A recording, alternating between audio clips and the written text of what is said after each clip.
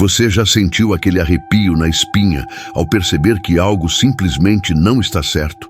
Talvez seja apenas uma sensação, ou talvez seja um aviso. Bem-vindos ao Lendas Ocultas, o canal onde o sobrenatural e o inexplicável se encontram. Eu sou Davi Sepúlveda e hoje trago uma história aterrorizante que aconteceu na virada de um ano. Uma noite que deveria ser de festa e celebração, mas que se transformou em um verdadeiro pesadelo. Garanto que esta história vai mexer com sua imaginação e, quem sabe, com algo mais. Compartilhe com seus amigos e deixe nos comentários.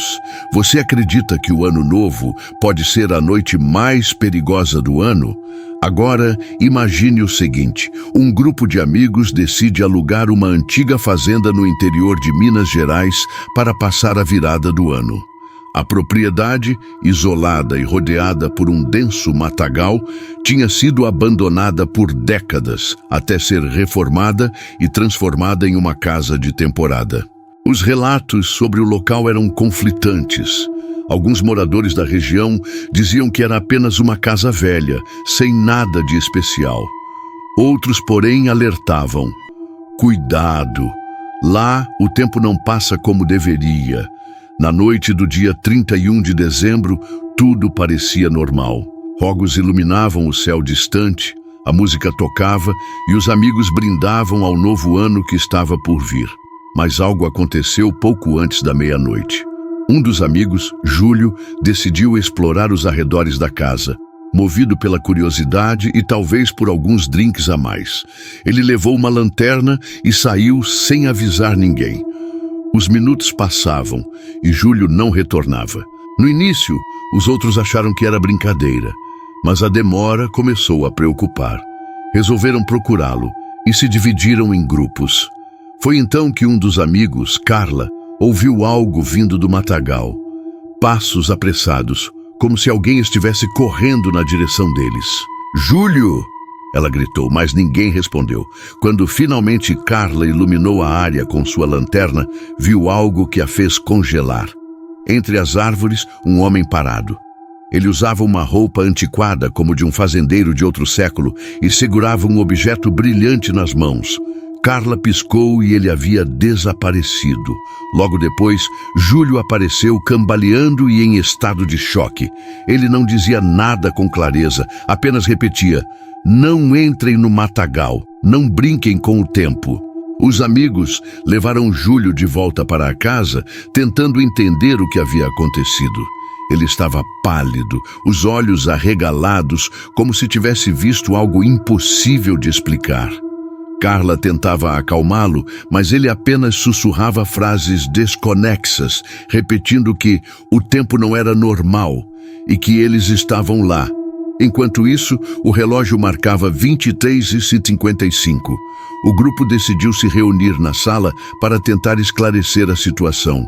Foi quando Pedro, um dos mais céticos, sugeriu que tudo não passava de uma brincadeira ou que Júlio estava apenas assustado pelo ambiente isolado e sombrio. No entanto, uma frase de Júlio os calou. "Vocês acham que estou brincando? Então expliquem por que o relógio da casa parou às 23h45, mas o meu celular está em 23h59. Ao ouvirem isso, todos olharam para os relógios pendurados na parede. Realmente estavam parados. O silêncio tomou conta do grupo, mas foi interrompido pelo som de um sino ao longe, vindo de fora da casa.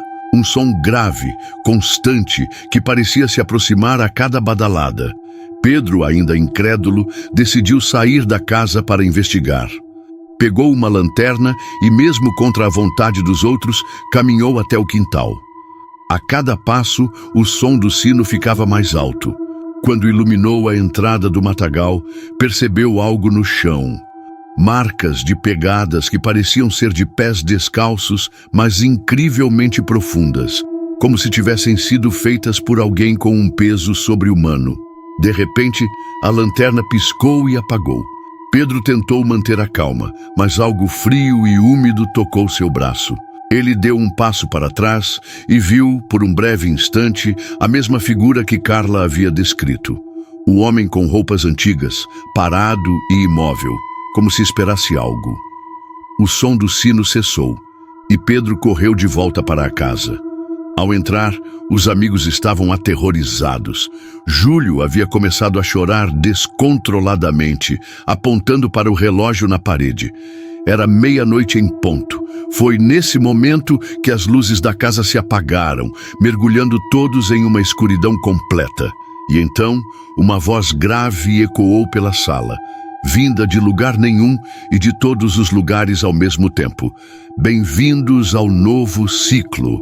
A voz reverberava pelas paredes e a escuridão parecia engolir tudo ao redor. Os amigos estavam paralisados, incapazes de reagir, como se algo invisível os mantivesse presos. Júlio, no entanto, parecia diferente.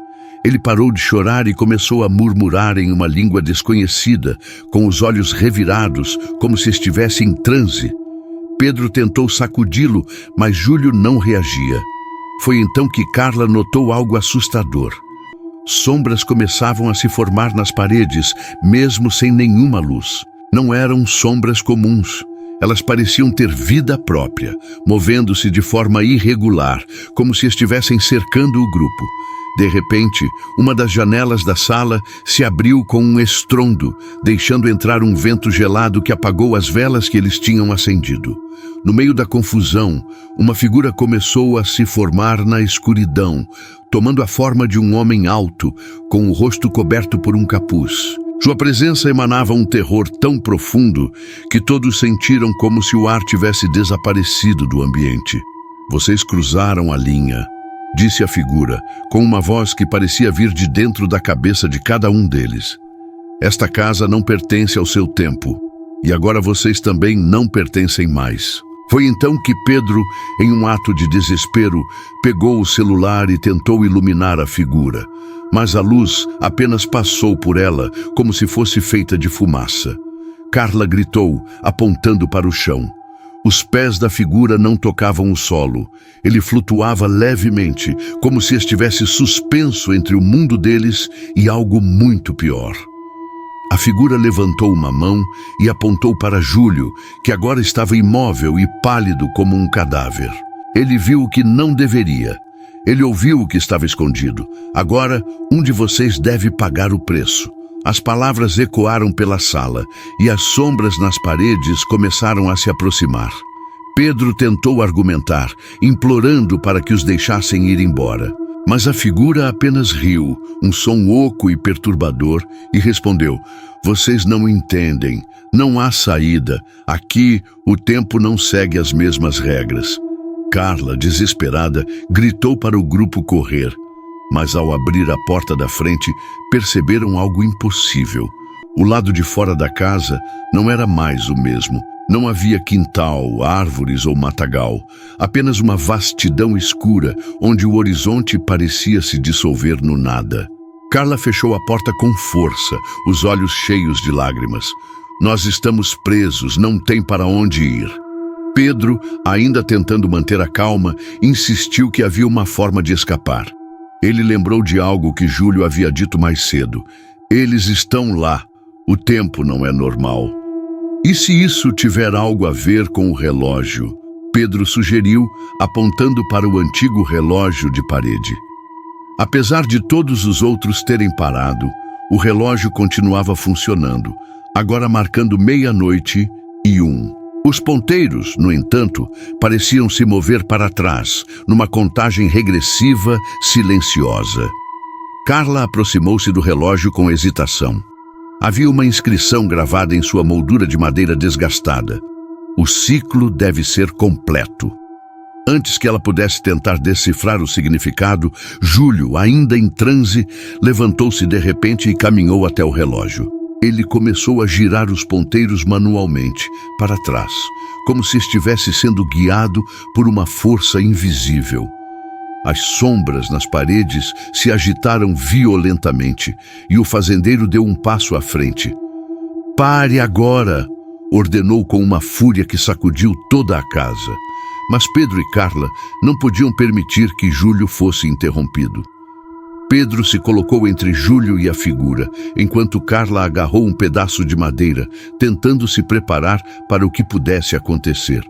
À medida que Júlio continuava a girar os ponteiros, a casa começou a tremer e a escuridão lá fora começou a invadir pelas janelas. Era como se a realidade estivesse se desfazendo. A figura estendeu a mão e uma das sombras tomou a forma de uma lâmina, avançando em direção a Pedro. Ele desviou por pouco, mas sentiu o frio cortante passar perto de seu rosto. Com um último movimento, Júlio empurrou os ponteiros do relógio até as 23h45, o momento em que tudo havia começado. Houve um estrondo ensurdecedor e a figura encapuzada soltou um grito agudo, dissolvendo-se em uma fumaça densa. De repente, tudo ficou em silêncio. A casa parou de tremer, as sombras desapareceram e a luz do luar voltou a entrar pelas janelas. Os amigos estavam atordoados, mas vivos. Pedro verificou o celular. Era 23h46. O relógio na parede havia parado novamente, mas agora marcava o horário correto. Estamos de volta? Carla perguntou, ainda tremendo. Júlio, agora consciente, olhou para os outros com uma expressão de alívio, misturada com terror. Sim, mas não podemos ficar aqui. Sem hesitar, eles pegaram suas coisas e correram para o carro. Quando deram partida e se afastaram da casa, Júlio olhou pelo retrovisor. Por um breve instante, ele jurou ter visto a figura do fazendeiro na janela, observando-os enquanto desapareciam na estrada. De volta à cidade, eles fizeram um pacto. Nunca mais falariam sobre aquela noite. No entanto, algo ficou gravado em suas memórias para sempre. Às vezes, o Ano Novo não traz apenas esperança, mas também coisas que deveriam permanecer esquecidas no tempo. Agora, eu pergunto a você, o que você faria se estivesse no lugar deles? Você teria coragem de girar os ponteiros daquele relógio? Ou fugiria sem olhar para trás? Responda nos comentários. E se gostou dessa história arrepiante, não se esqueça de curtir o vídeo e compartilhar com alguém que adora histórias de terror. E antes que você saia, lembre-se de se inscrever no canal Lendas Ocultas. Aqui exploramos os mistérios mais sombrios e as histórias que vão te fazer questionar o que é real. Ative o sininho para nunca perder nenhum relato assustador e cuidado com a meia-noite. Nem todo recomeço é seguro. Até a próxima história.